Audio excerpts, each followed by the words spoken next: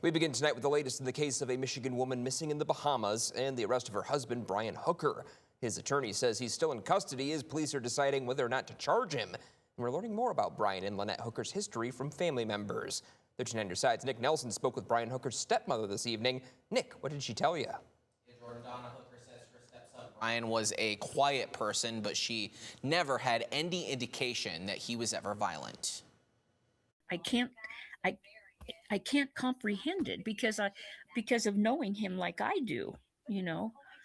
I don't understand. Donna Hooker says she's heartbroken about the news she's been hearing about her stepson, Brian Hooker. He's being held in the Bahamas in connection to the disappearance of his wife, Lynette Hooker, after falling out of a dinghy last weekend. She says the last time she saw her stepson, who was a teenager when she and his father, George, were married, was after George had a stroke in 2021. Everything seemed to be really good. I mean, with Brian and George, and I asked Brian, where's Lynette?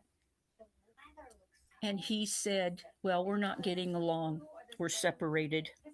And I don't know when we're going to get back together, if we get back together. Donna says Brian and George became estranged in recent years before George passed away in October. When he was here, it was so nice. George was just elated that Brian was here. It was upsetting for me because then I had to see George with this stroke, and he's had 2 others since then, and I've had no communication. She says despite legal issues involving both Brian and Lynette, she never saw a violent side of her stepson. Basically, I don't think Lynette and Brian should have been together. It just seemed like it got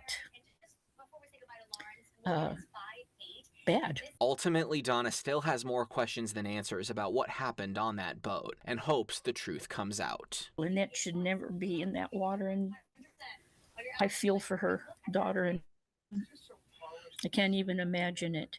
I can't even imagine it. If he did what they think he did by pushing her out of that boat, he needs to tell the truth. Hooker remains in custody in the Bahamas, and police have until 7:20 Monday night to make any charging decisions. Jordan? Thank you, Nick. And new